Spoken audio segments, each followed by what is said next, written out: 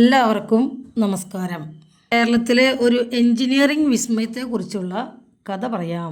തിരുവിതാംകൂർ രാജാവായ ആയില്യം തിരുനാളിൻ്റെ കാലത്ത് 1877 ഇങ്ങനെയൊരു സസ്പെൻഷൻ ബ്രിഡ്ജ് ഇവിടെ നിലവിൽ വന്നത്. സ്കോട്ടിഷ് എഞ്ചിനീയറായ ആൽബർട്ട് ഹെൻറിയാണ് വന്യമൃഗങ്ങൾ പട്ടണത്തിലേക്ക് കടക്കുന്നത് തടയാൻ ഇങ്ങനെയൊരു രൂപകൽപ്പന ഉണ്ടാക്കിയത്. കടക്കുമ്പോൾ കുലുങ്ങുന്ന തരത്തിൽ രൂപകൽപ്പന ചെയ്ത ഈ പാലം ആളുകളെയും വന്യമൃഗങ്ങളെയും ഭയപ്പെടുത്തിയിരുന്നു.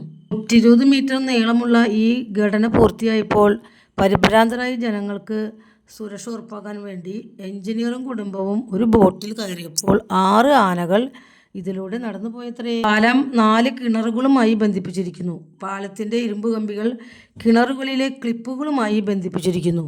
ഓരോ കിണറിനും ഏകദേശം 100 അടി ആഴമുണ്ട്. അതിനുശേഷം ഈ പാലത്തിൻ്റെ നിർമ്മാണത്തിന് പിന്നിലെ എഞ്ചിനീയറിംഗ് എന്താണെന്ന് ആർക്കും അറിയില്ല. അതിപ്പോഴും ഒരു രഹസ്യമായി തുടരുന്നു. ദേശീയപാത 208 ഗതാഗത കുരുക്ക് കാരണം 1972 പുനലൂർ തൂക്കുപാലത്തിന് സമീപം പുതിയതും ശക്തവുമായ ഒരു കോൺക്രീറ്റ് പാലം നിർമ്മിച്ചു. ഈ പാലത്തിലൂടെ വാഹന ഗതാഗതം ഒന്നും ഉണ്ടായിരുന്നില്ല, കാൽനട യാത്ര മാത്രമേ ഉണ്ടായിരുന്നുള്ളൂ. ഈ തൂക്കുപാലം എല്ലാവരും വന്നു കാണണം.